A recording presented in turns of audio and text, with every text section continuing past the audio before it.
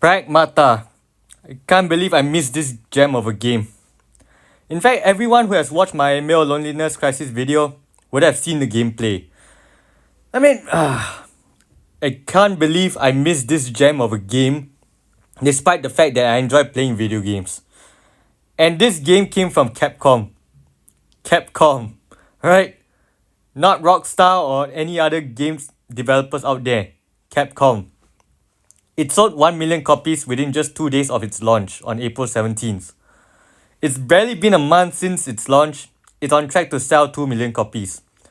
Or maybe by the time I made this video, it would have already surpassed 2 million copies, but I digress. How did I miss this masterpiece even when it's right in front of my eyes? During the whole male loneliness crisis video by Mantis Wave, I was like, why is there a girl hanging off the main character? Without realizing that was a game everyone's talking about. Some of you would be facepalming at this point how did you manage to miss that? Anyways, enough with the blast from the not so distant past, onto the video at hand. The Pragmata meltdowns are getting even worse by Lady Decade. If you enjoyed this video, go give her a subscribe. Right? Now let's see what the critics have to say about this masterpiece. The Pragmata meltdown continues, and it's somehow worse now. If you have been following this channel for the last few weeks, you'll already know that I have covered Pragmata extensively. I've talked about the game's extraordinary commercial and critical success. I've talked about the Reddit implosion and the deeply unpleasant content that contaminated the pre-launch period. Reddit. The place you go for sensible, well-thought-out ideas. It's kind of like Twitter, now X. I don't know if you should take Redditors seriously, but if you do, you are taking a serious risk to your own well-being. Because the algorithms there are very highly incentivized to show you incendiary content. Now, everything YouTube, TikTok are bad. Try X and Reddit. It'll make YouTube and TikTok look like a picnic. Right? Let's not get ahead of myself. No one should be taking Redditors seriously. I highly doubt they even watched a single second of Pragmata gameplay, let alone played the freaking game. I've talked about the wave of bad faith commentators, including Hassan Hassanabi Piker, who decided that the most interesting story surrounding one of the best new IPs in years was not the game itself, but attacking the people who enjoy it. And I thought, naively, that after covering the arguments of Hassan, Mary Morgan and Stacey Henley in detail in my previous video, we might be able to move on. But no, because then Shoe on Head got involved and Hassan absolutely lost his mind. And now we are here. Much like me, Shoe on Head addressed Hassan's Pragmata comments in one of her recent videos, but the response from Hassan and his orbiting circle of supporters managed to be even more embarrassing than the original comments themselves. So, with that said, we are going to retouch on Shoe's best points, laugh at Hassan's humiliating response, as well as spend some time with Casey Tron and Denims, both of whom rushed in to defend him and somehow made the whole thing worse. But despite all of this nonsense, when you actually step away from the noise, the game they're all flailing about is surprisingly earnest. Pragmata is not trying to lecture you, it's just trying to be a good game, which only raises the obvious question: how have the same people who can't hold a coherent, good faith conversation about anything for 5 minutes ended up circling something that feels so fundamentally grounded and, frankly, normal? The disconnect between the game itself and the discourse surrounding it is at the point of being almost comical. So, let's get into all of the latest tea. I am Lady Decade, and if you enjoy your gaming commentary completely unfiltered, then hit subscribe, because the Pragmata drama and discourse refuses to end. For those who have not seen my previous videos on this topic, I will give you the shortest possible version of events so that everything that follows makes sense. Pragmata is Capcom's brand new intellectual property, a sci-fi action-adventure game set on a lunar research station in which you play as a spacefarer called Hugh Williams, alongside an android companion named Diana, a character explicitly described by Capcom's own promotional materials as having the appearance of a young girl. The game sold over 1 million copies in its first 2 days, earned an 86 on Metacritic, and has been one of the most commercially and critically successful new IPs of recent memory. By any sane metric, it is a triumph. If you fancy jumping in yourself, you can pick up Pragmata right now at Alright, that's an ad plug. Give me a minute. in the Alright, I skipped about 30 seconds. If you guys want to see the ad plug, you can check out the original video. In the description below. wake of this fantastic release, a cluster of streamers and commentators decided that the story worth telling was not about the game's achievements, but about what kind of broken, loveless, pitiable man would find himself emotionally moved by a story centred around a father-daughter bond. Hassan Piker led that particular charge by describing players who had connected with Pragmata's themes as unfuckable losers in the gaming sphere. And Dude, Hassan needs a lot of explanation for that statement. Like, I don't even know if I should describe that as just scraping the bottom of the barrel just to find something, or just purposefully saying something in the worst possible way to get a reaction. Because if it's the second one, well done, he did it. He got a reaction from the internet, specifically from Shuan Head. asking in what he apparently thought was a devastating rhetorical strike. If you're a gamer, you should care about things that you experience. You should care about things that you actually enjoy, right? What's not to enjoy about Pragmata? The gameplay looks amazing. The storyline, I've heard, is absolutely stunning. Right? And best of all, what's not to love about a father-daughter duo? That duo dynamic is currently underrepresented in popular media. Here I am going, what's there to complain about? It's such an interesting concept. Just let it sit. He described men reflecting on family and fatherhood after playing the game as people who will never have that experience for the rest of your life, and compared their emotional investment in parenthood to caring about a fast food chain changing its recipe. I covered all of this in detail in my last video. The response from the broader internet was swift and overwhelmingly negative. Hassan was mocked, quoted at length, and dissected from multiple directions, and that, you would think, is where the story ends. The bad take happened, people responded, everyone moves on, except that Shuan Head then made a video about it, and this is where things got genuinely spectacular. Shuan Head's video was not primarily a response to Hassan, it was a broader commentary on the Pragmata discourse, covering the strange and immature backlash from couch activists who had been offended at people enjoying a wholesome game. Hassan was a section of it, not the entire focus, which makes what followed all the more revealing. The fact that a brief passing criticism in a video covering a much wider topic was enough to completely break Hassan Piker should tell you something about how secure he is in his original position. What Shu said, summarised as clearly as possible, was this. Yes, people actually do want to have children. Yes, a significant portion of the population has the desire to become a parent. And yes, a game that places you in the role of a surrogate parent to a vulnerable child will naturally and entirely predictably connect with those people on an emotional level, because that is exactly what it was designed to do. It is storytelling working exactly as storytelling is supposed to work. I don't know about you, but personally, I have no desire to be a truck driver. But I still enjoy playing truck simulators, like the ones you see on screen right now. Because right now, I do have a greater appreciation of people who keep our world running by keeping those trucks moving. And also, the scenery in those games look absolutely amazing, so there's that. Now, even if you have no desire to have children at some point in your life, if a child runs up to you and shows you these drawings, some of them featuring you, for example, you can't tell me that that won't put a smile on your face. You just can't. It's one of those feelings that you can prepare for it and it will still hit you like a ton of bricks when it does happen to you. Alright? She also pointed out with the directness that she is generally known for, the rather obvious hypocrisy of Hassan using the phrase unfuckable losers as an insult when, by most available metrics, he's not exactly cutting an impressive figure in that particular department himself. That observation is funny, but it is also doing something more than being funny because it is exposing the particular dishonesty at the heart of what Hassan was doing in those clips. He was positioning himself as someone who has access to a full, complete, richly lived human experience, and was looking down from that position at the poor, deprived gamers who do not.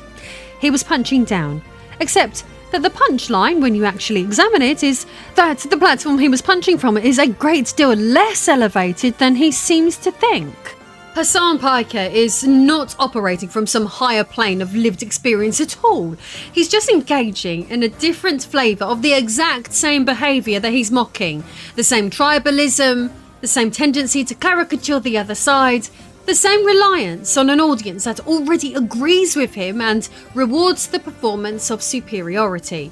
The only real difference is the aesthetic wrapped around it, where he frames gamers as insular and emotionally stunted. He is doing his own version of that by reducing millions of people into a convenient stereotype that he can dunk on for content, all while benefiting from the same online ecosystem of validation, echo chambers, and audience capture that he claims to be above. In other words, he's not outside the culture he is criticising, he is deeply embedded within it, just playing a different role in the exact same game. Yeah, Hassan is a provocateur. If no one reacted to him, he wouldn't be doing the things he did. Alright? He wouldn't say things in the worst possible way if he's not incentivized to do so, whether by the algorithm or by our reaction to him. Given that Shuan Head reacted to him, means that whatever he's doing to get attention worked. Now, given that I'm technically reacting to this dumb shit critics say, I am in a way incentivizing them to say things in a worse way. That I'll accept, right? I sincerely hope you guys are taking away something new in my videos, because otherwise all I'm doing is incentivizing these clowns to make a bigger fool of themselves to get more attention. Right? The other point she made that I think deserves particular attention is that she said about only caring about things that affect you directly, being, as she put it, lib-coded. I think that one is actually one of the sharper observations in the whole discourse because it gets to the core of Hassan's particular failure here. His argument, expressed plainly, was that a man who has not experienced fatherhood has no business being moved by a story about fatherhood, that your emotional responses to fiction should be limited to your direct biographical circumstances, that art is only for the people who have already lived what it depicts, and Shu's point is that this is an extraordinary position to take, because if you follow that logic to its conclusion, you end up with a worldview that is actually far narrower and more impoverished than anything Hassan would ever accuse the gamers he was mocking of believing. Great art makes you feel things that you have not experienced. Hassan has accidentally confessed that he does not understand what fiction is for. But now... Yeah, I can vouch for that statement. I've never been a trucker, but playing Truck Simulator helped me understand the day-to-day of being a truck driver.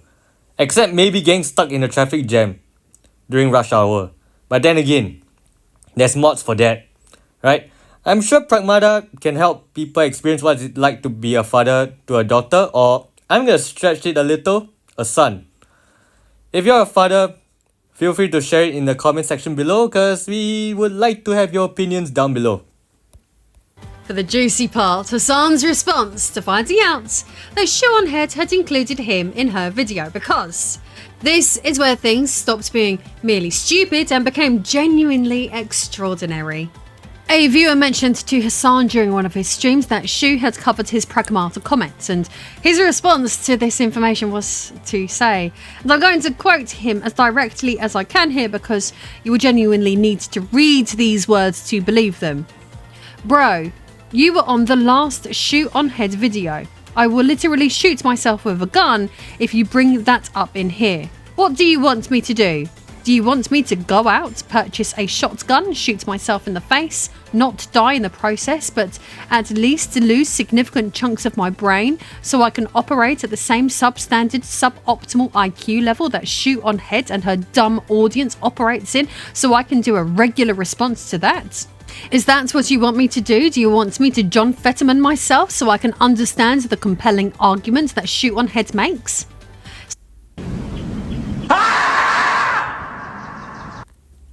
What the heck did he say in all those words?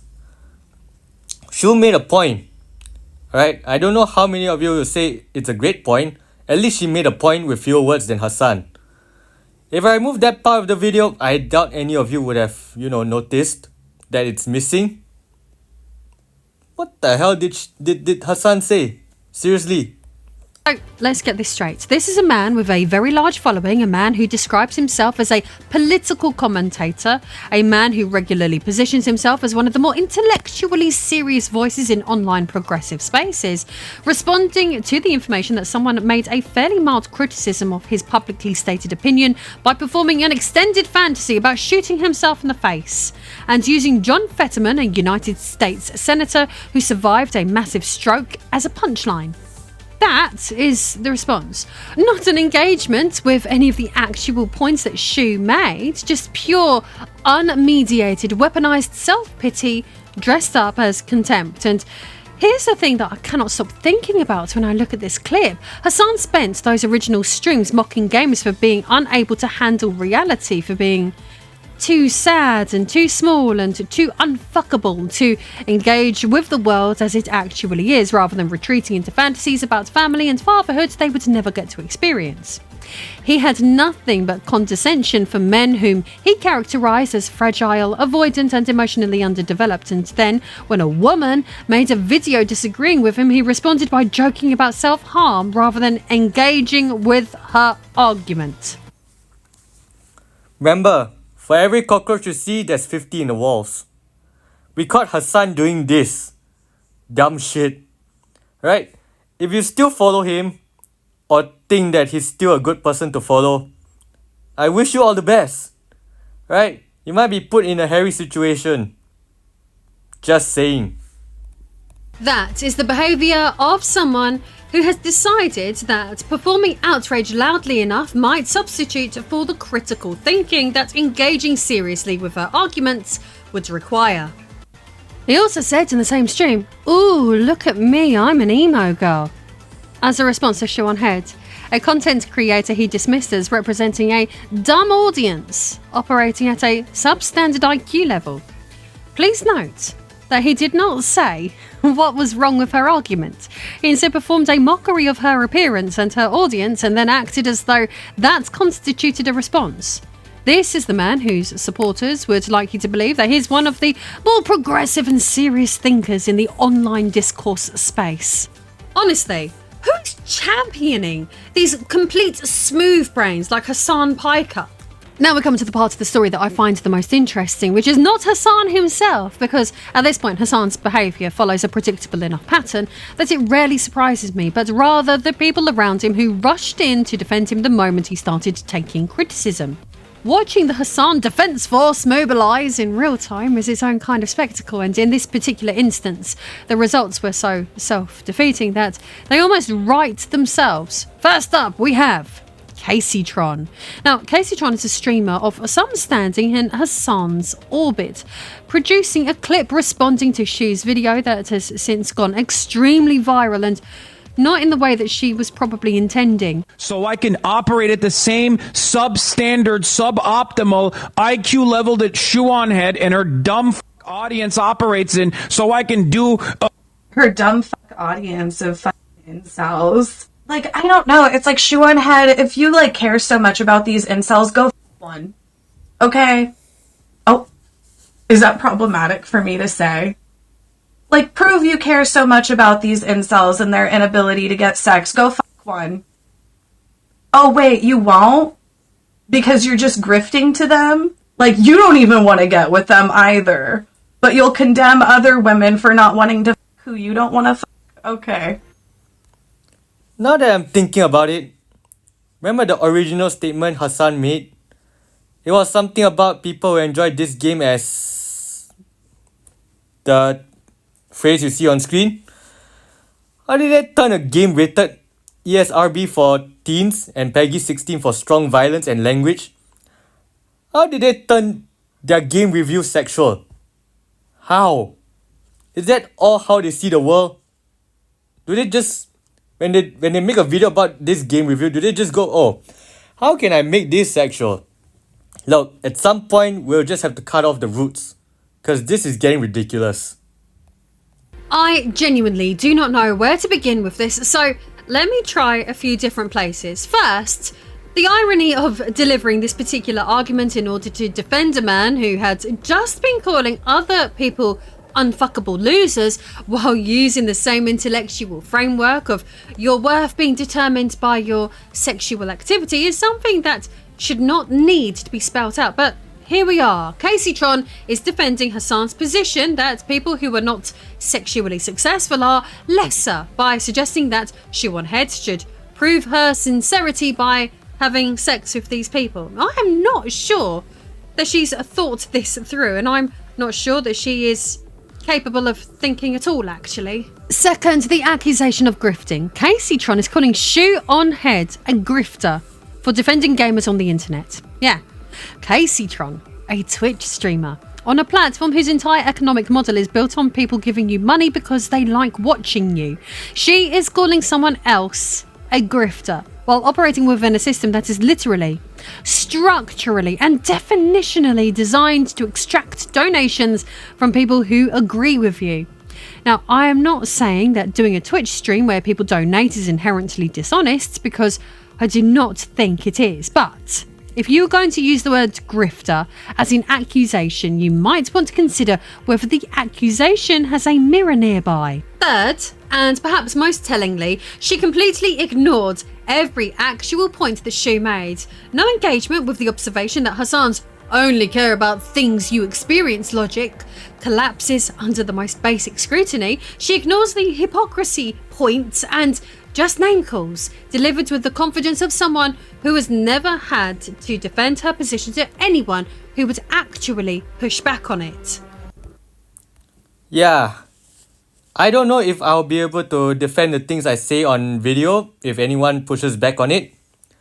Because all my videos, with the exception of most of my videos have no comments. So I don't know what you guys think about what I have to say. I mean, feel free to leave a comment down below. Also, make it worth it, alright? Try to make better arguments than Hassan or Casey Tron here. Shu's response on X to Casey Tron's entire speech, by the way, was a string of question marks, which honestly was the correct answer. But the bad faith defences didn't end with Casey Tron. So, next into the breach, Denims. Another streamer from Hassan's orbit who produced approximately 6 minutes of content defending him. 6 minutes! And I'm going to spare you most of it because it doesn't get more coherent as it goes on, but there are a few moments worth examining because they are doing something that I think is genuinely more insidious than what Casey Tron was doing. Because what Denims, by the end of her defense, ended up doing was attempting to retroactively change what Hassan actually said. The argument she arrives at after all of the deflection and redirection is that when Hassan said unfuckable losers, he was talking about a specific subset of people who were not even playing the game, people who were just talking online about how excited they were that women were apparently having their ovaries activated by Pragmata. He was not, according to Denims, talking about the broad gaming audience.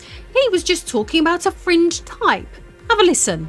Fascist propaganda. No comment. This is fascist propaganda. Slap me and call me Adolf. Zoomer women really look at a wholesome game involving a child. But the thing is, the comments that she's pulling, it's this. Both of the comments are people that didn't play the game. Okay, I'm gonna say something crazy. People who play games don't post about the games on Twitter. People who play games hang out with their friends on Discord. I don't know how else to explain this idea to anyone who doesn't play games. Like, people who play games don't spend all of their time talking about the new game that they're not gonna play. Check out this sex haver. Now that's Denim's statement, that is a statement I can actually get behind. I enjoy many games. I just play it. I don't really spend time on forums to discuss how great of a game it is. I just play it, record it myself playing it, and then use it as a background to my videos. So her points actually do hold water. And I hope that she won't nuke herself out of orbit within the next 5 seconds. When he's talking about unfuckable losers, he's talking about the type of people that that don't even play that game and then talk about how excited they are that women are having their ovaries activated. I don't want peace. I want problems always.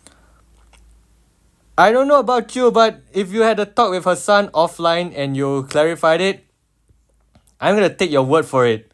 But that's not the impression I got from you or her son. But let's focus on her son for a moment. If you piece together the context of when he made that ridiculous statement, all the evidence seems to point to the fact that he's referring to the gamers who enjoy playing Pragmata. I enjoy watching gameplay videos of Pragmata, and I believe that her son is talking about people like me. So let me know if you believe that he's talking about some other group of people, because I don't know who else can he be talking about, right? This is not what he said. I've got the quotes. He specifically said, all these unfuckable losers in the gaming sphere always talk about starting families and stuff, and I don't understand. Like, why is this a thing that they care about? If you're a gamer, you should care about things that you experience. You should care about things that you actually enjoy, right? He was not describing a narrow fringe. He was describing gamers in general. He even specifically referenced the gaming sphere. He said that if you are a gamer, you should only care about the things that you can personally experience. The scope of that statement is not remotely ambiguous, and these absolute weirdos defending him should be ashamed of themselves.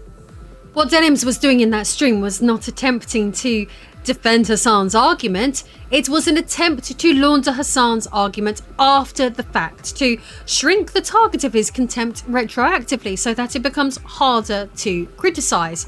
And the problem with that strategy, beyond the obvious one that the original clips still exist and are still being watched, is that it confirms something important. Even his own defenders do not believe that what he originally said was defensible. If they thought that it was, they would defend it as stated, but instead they are changing it. They are telling you that he meant something else, which means they know what he actually meant did not hold up. None of what Hassan, Caseytron or Denims have contributed to the conversation has been about playing Pragmata. Not one moment of it. They've not critiqued the gameplay, they've not engaged with the writing, the character work or the themes. They have not even made a serious argument about the game's cultural impact. Every single thing they have said has been about the people playing it and why those people... Now let's be fair here. I'm also talking about people who had a meltdown with this game. I have not really talked about the gameplay or the storyline. In fact, looking at the gameplay video in the background of this video specifically, all I see is the excellent coordination between Diana and Hugh in defeating the robots, which is kind of part of the storyline they're trying to tell here. Now, whether the mechanics are world class or just like any other game, or the gameplay is amazing or just perfectly average is not what I concern myself with, right? The gameplay video only showed me why people say the story is amazing. Right? That's all I can vouch for at this point. Contemptible, and I find that so revealing because it is consistent with something I said in my previous video. These are not criticisms of a game, they're criticisms of an audience. When you look at men who have connected emotionally with a story about a father and a daughter and your instinct is to mock them rather than understand them, you are telling us something about yourself rather than about something about them. When you call them unfuckable losers for wanting to be fathers, you're expressing contempt rather than making a genuine political point. When you dismiss a woman who defended them by saying that you should have to sleep with them to prove you care, you're not making an argument, you're revealing that you have run out of arguments and have replaced them with disgust. There's also something quite striking about the confirmation bias on display throughout all of this, because What you have here is a group of people who are, by their own accounts and by the accounts of those who follow them, deeply committed to progressive politics and to the idea of critically examining systems of power and the narratives that serve them. Hassan in particular has built an entire brand around this idea, and yet when confronted with a video game that large numbers of ordinary men found meaningful for entirely understandable reasons, the critical thinking switched off completely. The questions were not asked, the follow-up did not happen, the conclusion was reached before the evidence was examined, and when the evidence did not cooperate, the evidence was ignored. You can call it tribalism, you can call it groupthink, whatever you want to call it, it is the thing that Hassan's whole brand is supposedly positioned against, and the fact that he and his orbiters demonstrate it so consistently and so completely is a contradiction worth noticing. Pragmata is a brilliant game. I've said that now across multiple... Yeah, Pragmata. Should I dedicate 40 gigs of space and at least $60 to this game? Or anyone who has bought the game and enjoyed the game, what more can you add to the list of things you enjoy about Pragmata? Feel free to share it down below, because my laptop is currently almost full of stuff from school and my work. And currently I don't really have $60 to spare for a game. So yeah, I don't see myself buying this game for the foreseeable future, but from the gameplay footage I've seen, it looks like a lot of fun, right? And from what I heard, the storyline is also very touching and very amazing, which is better than some of the things I can talk about on this video, right? videos, and I will keep saying it because it keeps being true. 1 million copies in 2 days, and 86 on Metacritic, a story that has genuinely moved large numbers of people in ways they did not expect. Capcom took a risk on something entirely new after 10 years of leaning on a legacy IP, and they were rewarded for it by audiences who showed up in enormous numbers and responded with genuine emotional investment. And what happens next is that some of those people, ordinary players who felt something while playing a good game, became the subject of a sustained campaign of mockery and condescension from a loose group of Twitch streamers and their enablers who decided that the emotional responses of male gamers was something to be ridiculed rather than understood. None of them engaged honestly with the arguments that Shu made, or the arguments that I made, or the arguments that Aber and Preach made, or any of the other commentators who looked at this and arrived at the same conclusion from completely different starting points. They dismissed, deflected, name-called, and moved on. And then had the breathtaking audacity to call someone else a grifter in the process.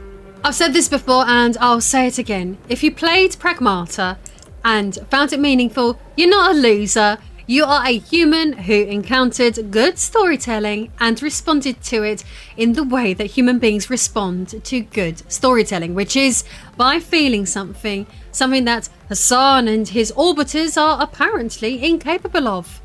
Don't forget that if you want to pick up Pragmata... Yeah, that's the end of the video. If you go to this video in the link down below, there's actually a link to get this game for 28% off, which is sadly not available in my region. Now, given how well Pragmata is received by gamers worldwide, even by someone who has never played the game, I wouldn't be surprised if Capcom decides to have a sequel to this game. I hope I've done this game justice, and hopefully the clown critics are thoroughly and properly exposed for the clownery they have put out into this world, right? And that their critics or review of anything should be taken with a giant pinch of salt in the future. Or that it's a better use of your time to just see the thing for yourself instead of having them talk about it. Alright? And yeah, on that note, I hope you guys have found this video meaningful, and I'll see you guys next time. Bye bye.